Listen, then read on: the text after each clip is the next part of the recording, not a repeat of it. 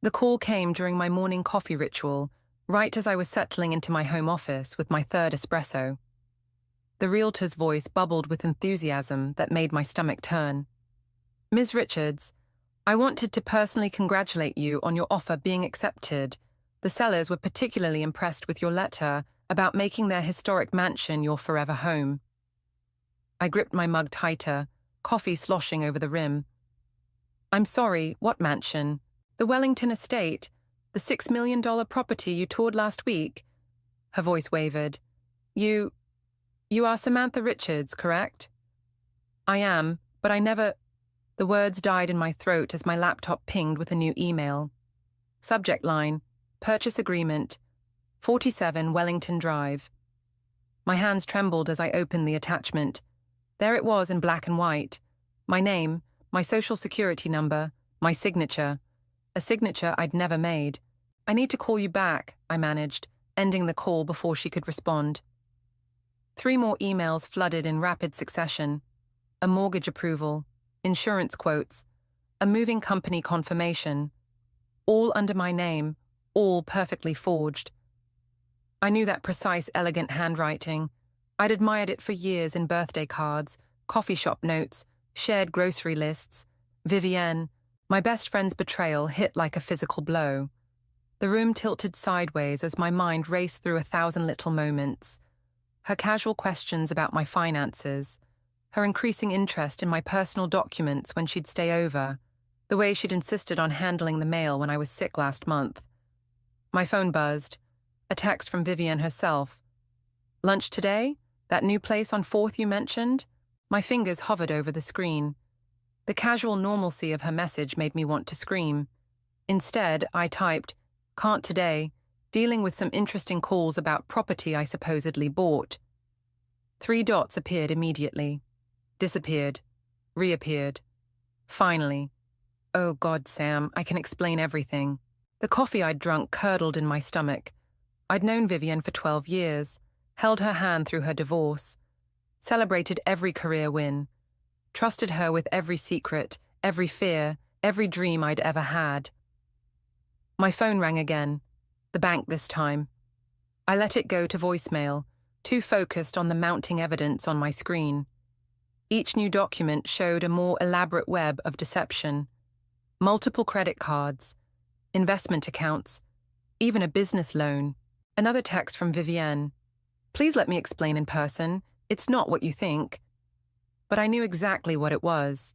Every time she'd crashed at my place after too many drinks, every casual dinner where she'd insisted on clearing the table, every moment she'd distracted me while rifling through my life, it had all been calculated, planned. My hands shook as I pulled up my banking app. Access denied. Invalid password. I tried again. Same result. "Your account has been locked due to suspicious activity. Please visit your local branch." The walls of my office felt like they were closing in. I'd built my freelance design business from nothing, saved every penny, protected my perfect credit score like it was a precious jewel, and in what seemed like minutes, it was all crumbling. My phone buzzed again. Vivienne had sent a voice message. I pressed play before I could stop myself. "Sammy, please." Her voice broke. "I know how this looks, but I had no choice. You have to understand." I deleted it before she could finish. Another email notification popped up, this one from Ryder, Vivienne's husband. "Hey Sam, V's really upset about something but won't tell me what's wrong. Have you two had a fight?" Sweet, oblivious Ryder. Did he know his wife was a con artist? Was he part of it? My cursor hovered over the reply button when a new email caught my eye. Subject line, "Change of address confirmation, 47 Wellington Drive." The message contained a single line.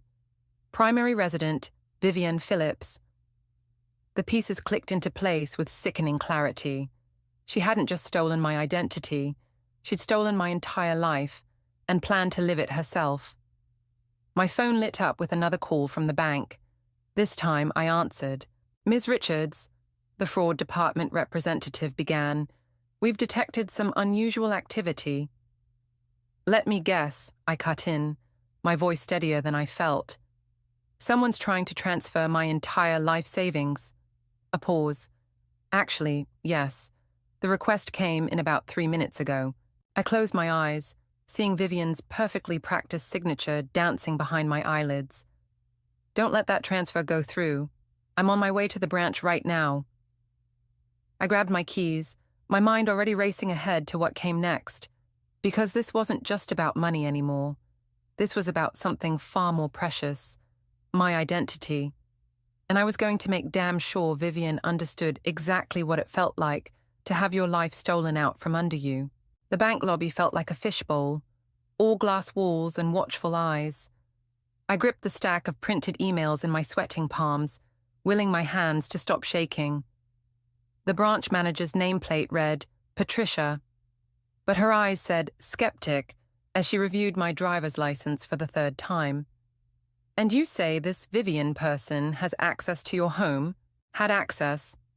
I pulled out my phone, showing her the text thread. I changed the locks an hour ago, but she's been staying over regularly for months, ever since her supposed separation from her husband. Patricia's eyebrows lifted. Supposed? My stomach clenched as another piece clicked into place. I pulled up Instagram, finding the photo from 3 weeks ago, Vivian and me at our favorite wine bar, celebrating what she'd called her fresh start after moving out from Ryder's place. But there, in the background of another patron's photo posted the same night, was Ryder himself, with Vivian, at a different restaurant across town. Oh, God. The room swayed. She's been lying about everything. Patricia's expression softened. Ms. Richards, I've frozen all your accounts and flagged any new credit applications. But you need to understand, the damage here is extensive. Someone has been methodically building this facade for months, maybe longer. My phone buzzed. Madison. I'd texted her on my way to the bank, but seeing her name now made my chest tight. She was my oldest friend, even before Vivienne. What if she'd been in on it too? I have to take this, I mumbled, stepping away from Patricia's desk. Sam? Madison's voice crackled with concern. What the hell is going on? Vivian just called me crying, saying you're accusing her of some crazy things. Did you know? The words came out sharper than intended. All those girls' nights when she crashed at my place. Did you know she was going through my things? What? No, Sam, slow down. What are you talking about? I told her everything. The mansion, the loans, the fake separation from Ryder. With each detail, my voice grew steadier, anger replacing shock. Jesus Christ. Madison's horror sounded genuine. The charity gala photos. What photos? Last month, when she insisted on handling the social media for your design business, she posted all those pictures of you two at that black tie event, remember? I hadn't attended any gala, but I remembered Vivienne showing me the photos. Me in a black dress, her in blue, both of us laughing with champagne flutes. Except, those were photoshopped, I whispered. She needed them to establish a public timeline, to make it look like I was involved in all of this. Sam. Madison's voice dropped. Check your business Instagram, now. I pulled it up, scrolling through months of posts I hadn't made, photos I hadn't taken, client testimonials I'd never received, an entire parallel business life, carefully curated to support whatever story Vivian was crafting. She's been building my reputation in circles I've never even heard of, I said, nausea rising. High-end clients, luxury brands. The mansion makes more sense now, doesn't it? Madison's tone hardened. She needed your identity to match the lifestyle she was creating.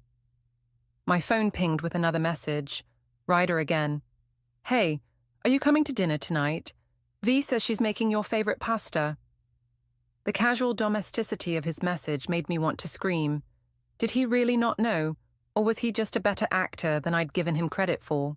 Madison, I said, watching Patricia wave urgently from her desk. I have to go, but I need you to do something for me. Find out everything you can about Ryder's business. If Vivian's been playing this game with my life. You think she's doing the same to him? Madison finished. I'm on it. And Sam, don't confront her alone. Promise me. I ended the call as Patricia gestured me over. Her face had gone pale. "Ms. Richards, we've found something else." She turned her monitor toward me. "These transactions, dating back 6 months, regular transfers from your business account to an offshore holding company." The numbers blurred before my eyes. Hundreds of thousands of dollars, siphoned away so gradually I hadn't noticed. "The company name," Patricia continued, "is registered to a V. Phillips." My phone lit up with one final text from Vivienne. "Dinner at 7. We really need to talk. I can fix all of this, Sammy. Trust me one last time." Trust. Such a small word for such a devastating weapon. I thought of all the times I'd trusted her, all the ways she'd used that trust to dismantle my life piece by piece. Well, two could play at that game. I typed back, "Dinner sounds perfect. Can't wait to hear everything." Sometimes the only way to catch a liar is to tell a better lie. I sat in my car, outside Vivienne's favorite Italian restaurant, watching my hands grip the steering wheel until my knuckles went white. 7 o'clock loomed 15 minutes away. Through the window, I could see her already at our usual table, sipping wine like she hadn't just demolished my entire life. My phone buzzed. Madison's update. Ryder's company records show some weird patterns.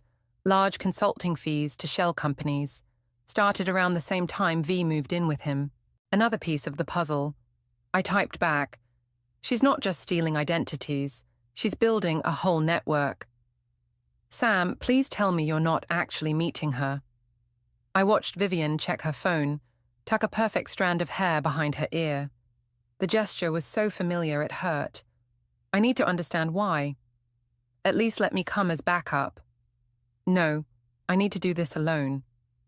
I turned off my phone before Madison could argue further. The restaurant's warmth hit me like a wall as I stepped inside. Vivienne stood, arms outstretched for our usual hug. I stepped back, watching her face fall. "Sammy, don't." My voice came out steadier than I felt. "Just tell me why."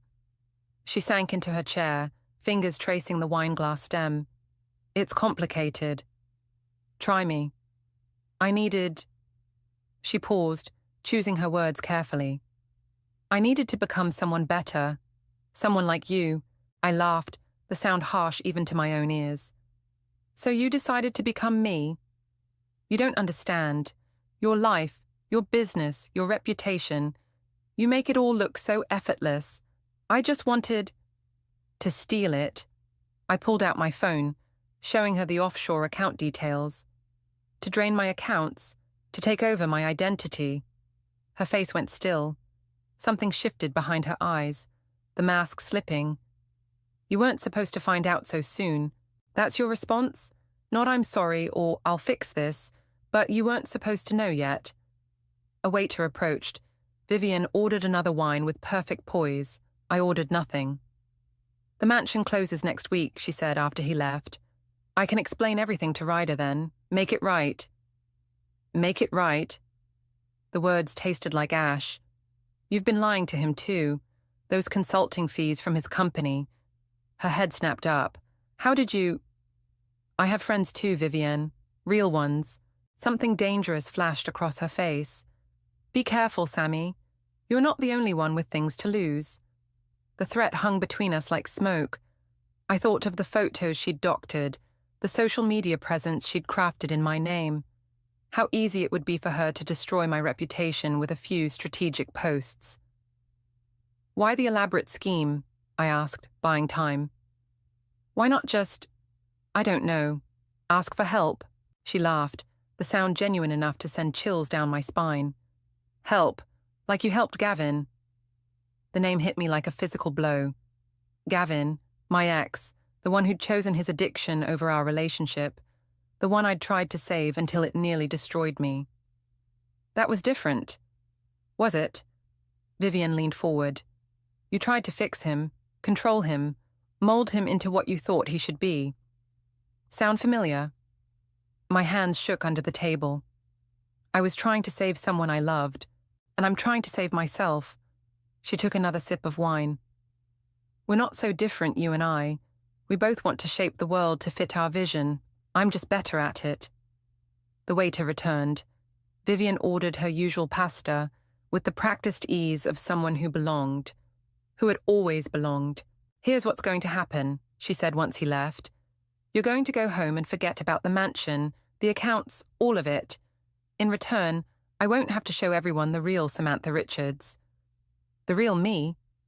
She pulled out her phone, turned it to show me emails I'd never seen, conversations I'd never had, business dealings that walked the line of legality, all apparently in my name. Amazing what you can create with the right passwords and a little imagination. Her smile was almost gentle. "So what's it going to be, Sammy? Your reputation or your revenge?" I stood up, my chair scraping against the floor. "You know what the difference is between us, Vivienne. When I tried to save Gavin, I was trying to keep him alive.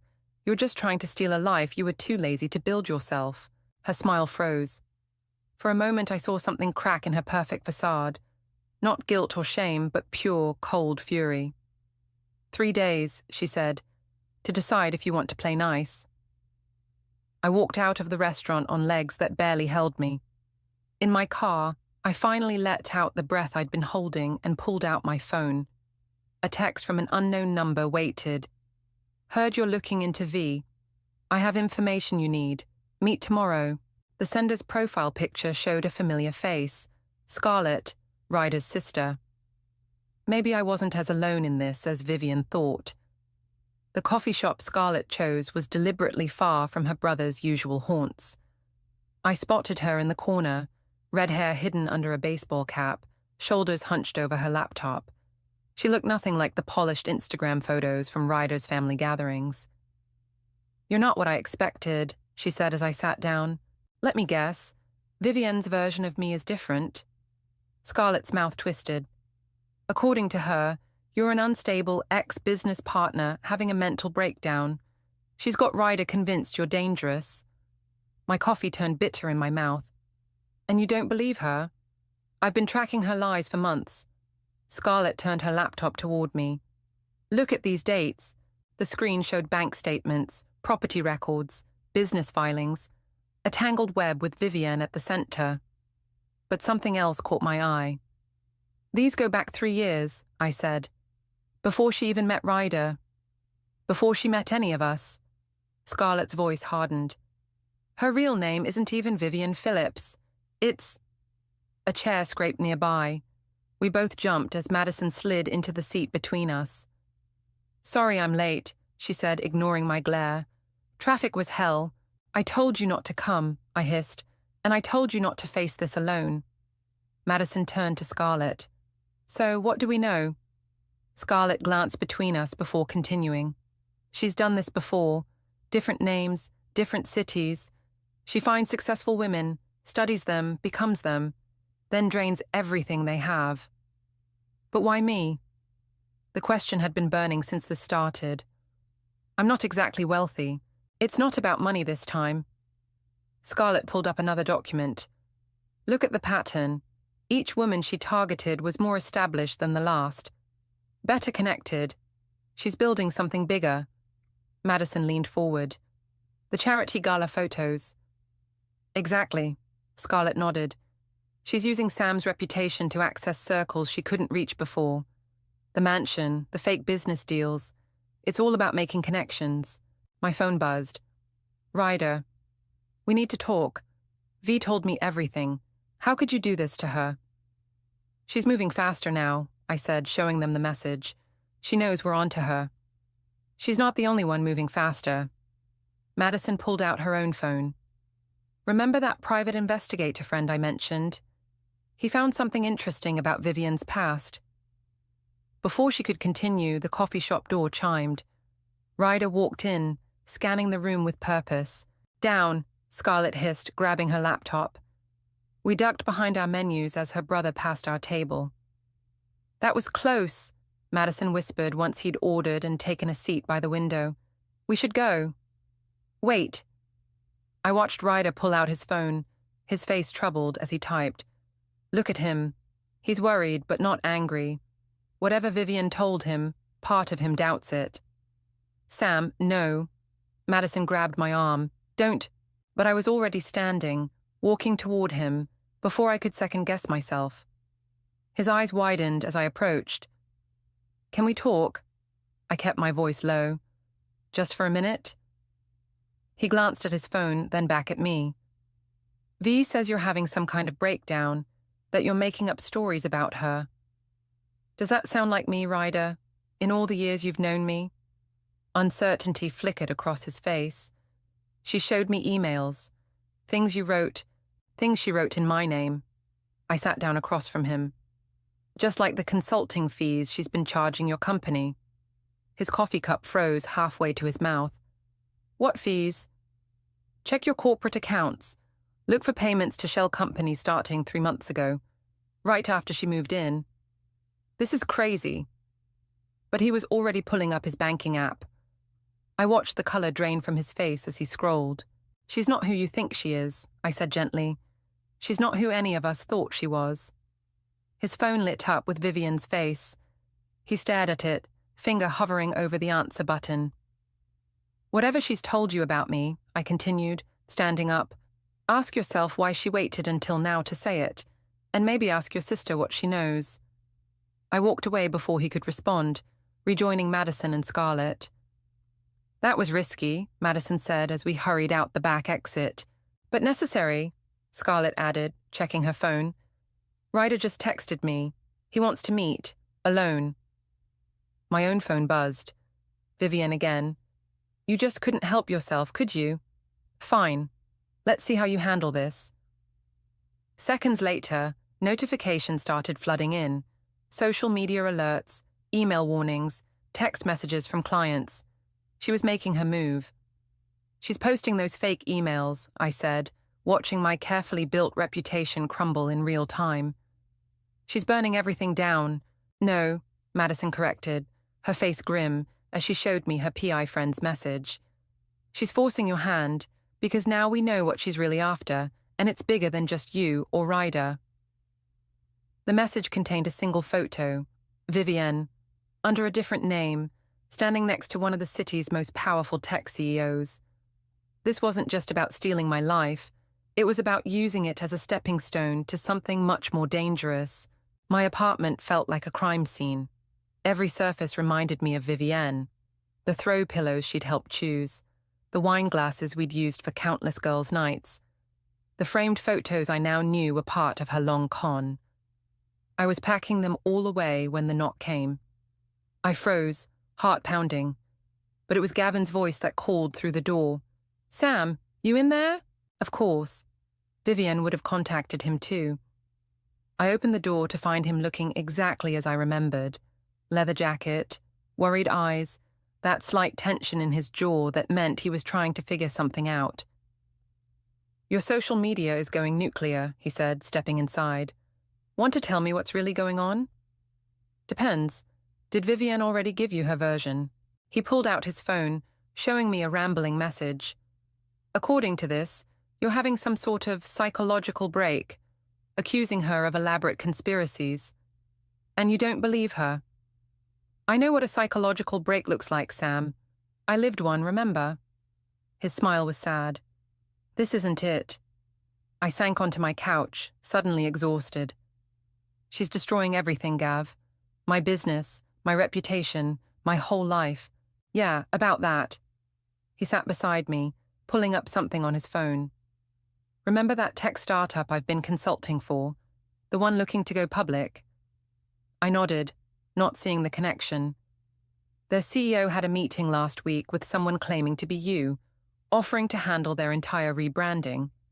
My stomach dropped. "Let me guess. The meeting was set up by Vivienne? Through a series of very impressive connections, yes. The contract would have been worth millions." He paused. "The CEO's name is James Morton." The name hit me like a thunderbolt.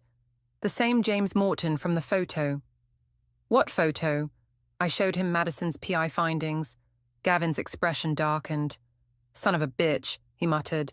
"She's not just stealing identities. She's using them to get inside information before companies go public." My phone buzzed. Ryder calling. I answered on speaker. "Sam?" His voice was rough. "I talked to Scarlett. Check those accounts you mentioned. There's..." There's something else you need to see. I'm with Gavin, I said. He found a connection to James Morton. A sharp intake of breath. That's what I'm calling about. V just left for an emergency meeting with Morton's board. She's using my company credentials to get in. When? Now. She left 10 minutes ago. I was already grabbing my keys. Send me the address. Sam, wait. Gavin caught my arm. You can't just burst into a corporate board meeting. Watch me. No, he's right, Ryder said through the phone. But I can get you in. I'm still listed as her emergency contact. I'll tell security she forgot crucial documents. I'm coming with you, Gavin said as I headed for the door. Gav, you're not the only one she's used. His voice was steel.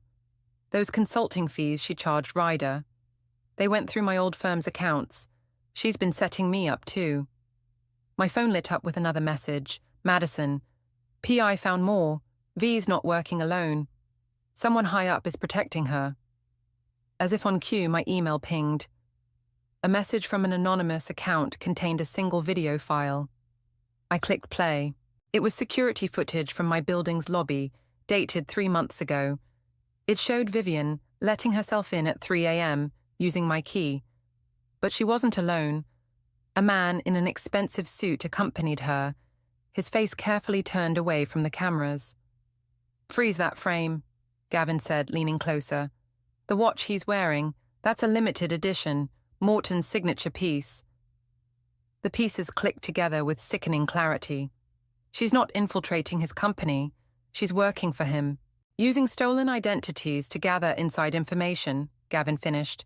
Then when it all falls apart, the women she impersonated take the fall. My voice sounded distant to my own ears. That's why she's burning my reputation now. She's setting me up to take the blame. Ryder's voice crackled through the phone. Security badge is waiting at the front desk. But Sam, be careful. If Morton's involved... I know. I grabbed my coat. This isn't just about Vivian anymore. It never was, Gavin said quietly. My phone buzzed one final time. Vivian. Last chance, Sammy. Walk away now, or what happens next is your fault. I stared at her message, remembering every laugh we'd shared, every secret confided, every moment I'd thought was real. She'd played me perfectly, using my trust against me. Now she was about to do the same to others, leaving a trail of destroyed lives in her wake. Let's go, I told Gavin, heading for the door. It's time to show Vivian what happens when you underestimate the life you tried to steal. Morton Technologies loomed above us, all glass and steel stretching into the evening sky. The security guard barely glanced at my borrowed badge, too busy watching Gavin's careful distraction about a misplaced laptop.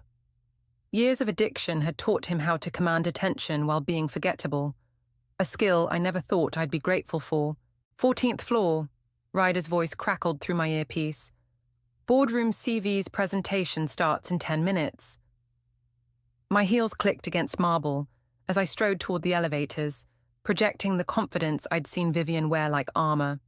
Inside, my heart thundered. Security feed is looping, Madison added through the earpiece. But Sam, there's something else. The PI just sent more photos. That man with V, he's been spotted with 3 other women in the past year.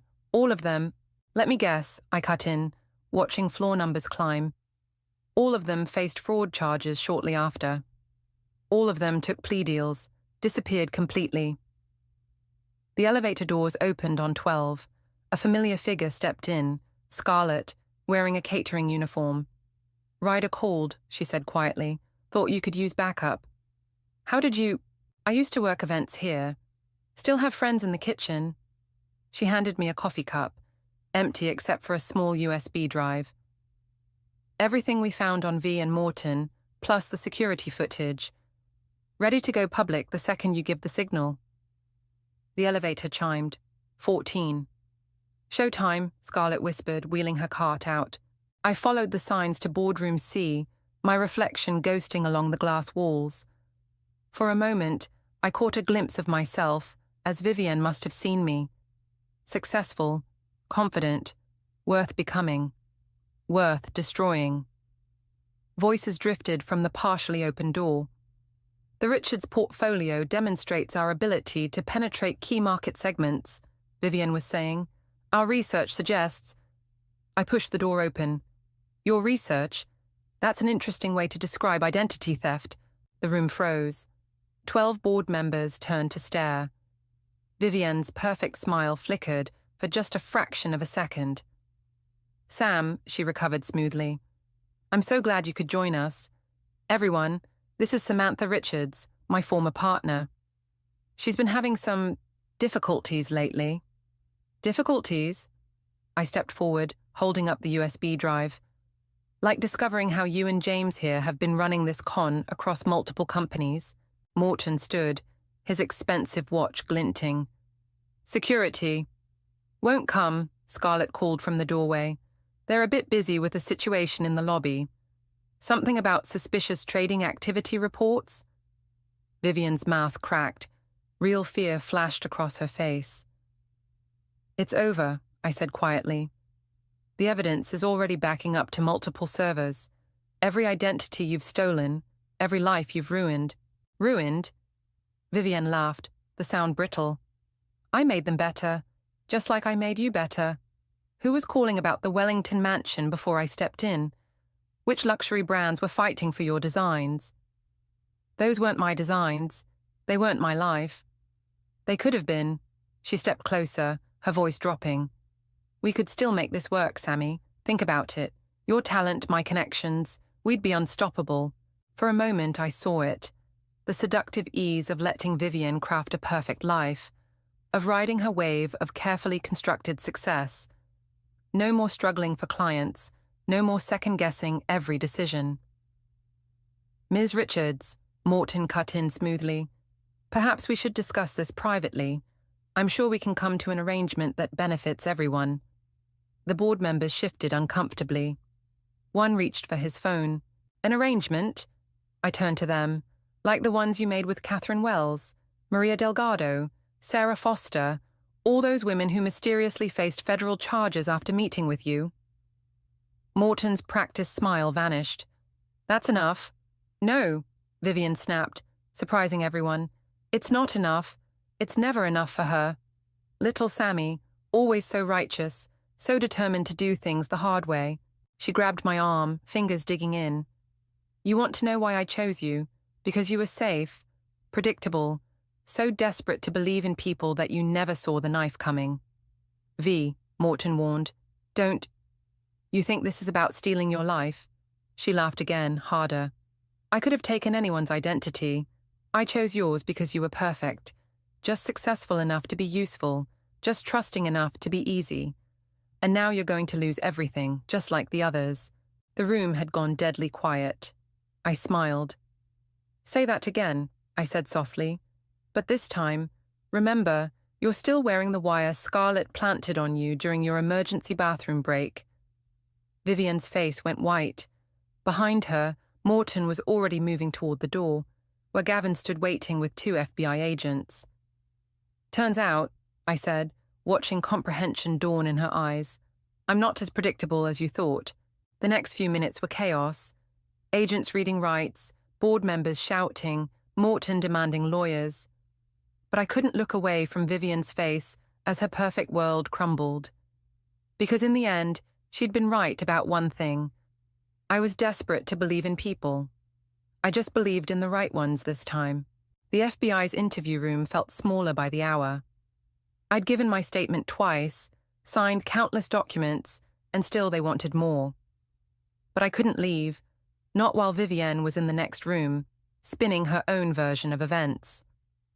Just one more question, Agent Torres said, sliding another photo across the table. When did you first suspect Mrs. Phillips wasn't who she claimed to be?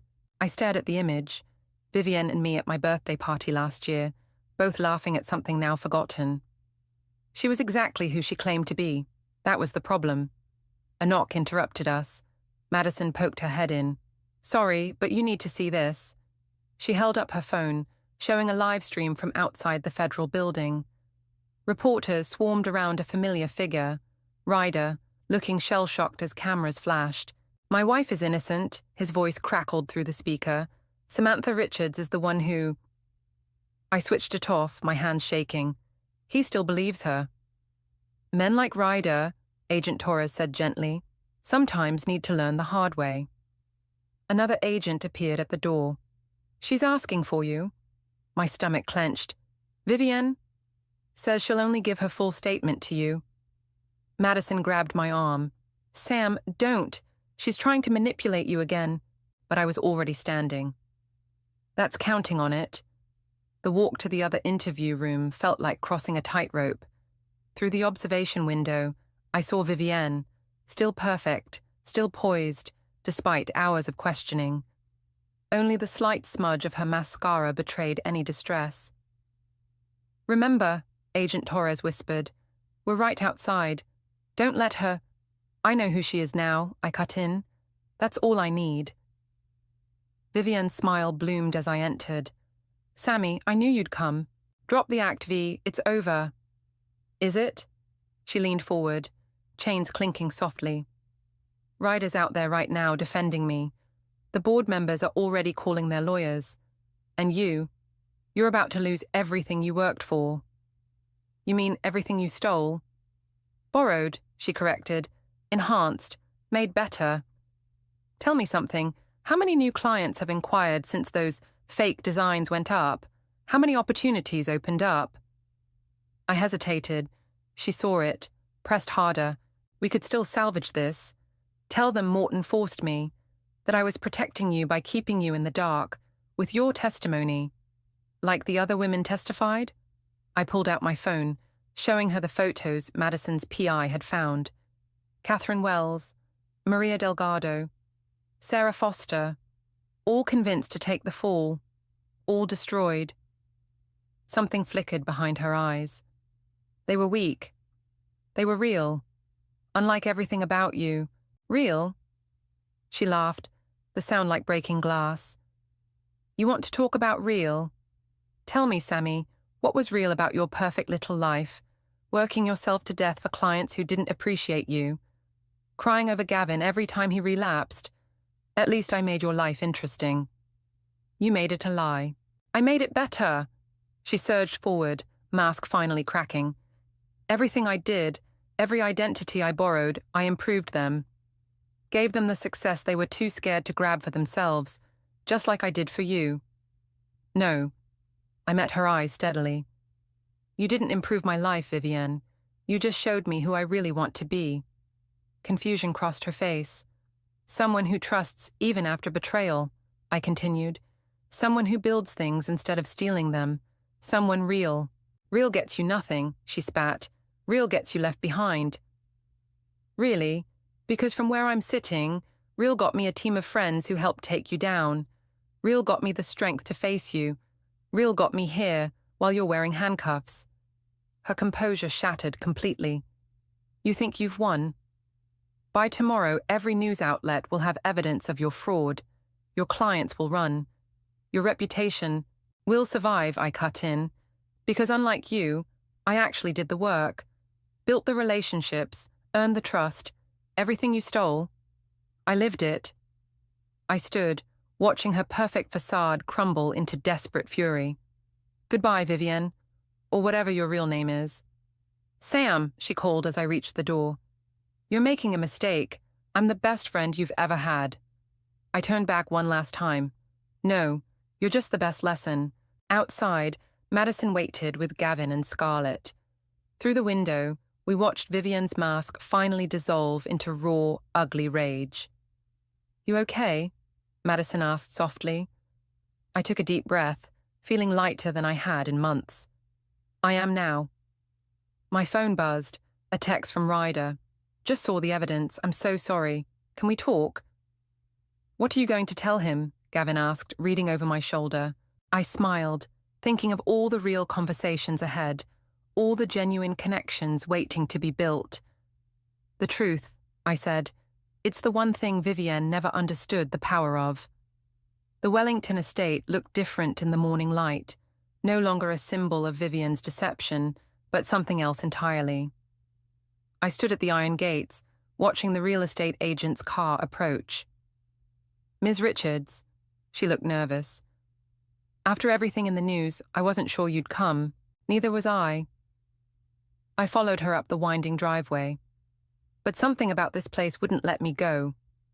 Inside, sunlight streamed through tall windows, illuminating spaces Vivian had planned to fill with her stolen life. My stolen life.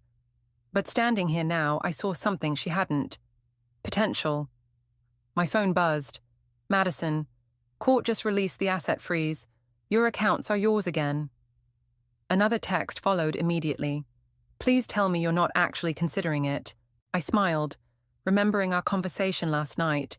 The idea had seemed crazy then too, but the more I thought about it, the more right it felt. The agent cleared her throat. "The sellers were horrified about the previous situation. They've authorized me to offer a significant discount given the circumstances." How significant? She named a figure that made my breath catch. Less than half what Vivian had arranged. Still steep, but with my newly unfrozen accounts, my legitimate business revenues, and the advance from the book deal Madison had negotiated. "There's something else you should know," the agent added. "Another interested party toured yesterday. They're prepared to make an offer." "Let me guess, James Morton's wife?" The agent's eyes widened. "How did you—" "Because some people never learn." I pulled out my phone, showing her the message I'd received that morning from Agent Torres. Morton's wife had visited him in custody, then immediately begun moving assets, starting the cycle again. "I'll need to see the basement," I said. The agent blinked. "The basement? Where else would you put a design studio?" Understanding dawned on her face. "You're not just buying it to live in. This house represents everything Vivian tried to steal." I ran my hand along the solid wooden banister. She saw it as a trophy. I see it as a foundation. My phone lit up again. "Ryder, just finished at the FBI. Everything you said about V's previous identities checked out. I was such a fool." "You weren't a fool," I typed back. "You just loved someone who didn't exist."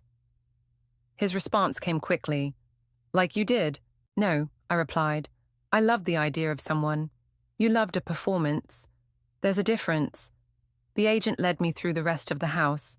Rooms Vivian had planned to fill with artificial perfection, but I saw something different.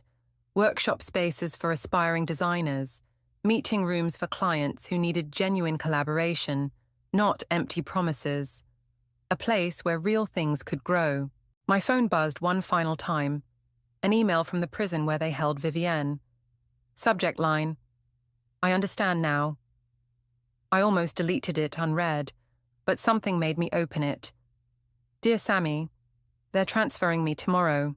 Before I go, I needed you to know I chose you because you were everything I couldn't be. Genuine, trusted, real. I thought wearing your life would make me those things too. I was wrong. Don't waste your time replying. Just be better than I was. V. Ms. Richards." The agent touched my arm. "Should I prepare the paperwork?" Through the window, I watched Scarlett's car pull up. She'd offered to help plan the studio space, turning her event planning skills towards something constructive. Behind her, Madison's car arrived. My friend who'd never stopped believing in me, even when I doubted myself. Gavin would come later with his construction contacts, ready to help transform this space of deception into something authentic. Even Ryder had offered his business expertise, seeking redemption through honest work. "Ms. Richards," the agent prompted again. I took one last look around, at the house Vivian had tried to claim, at the life she'd tried to steal, at all the real possibilities she'd never understood. "Yes," I said finally, "but not as a private residence." I showed her the business plan on my phone. The Richards Institute for Design Innovation.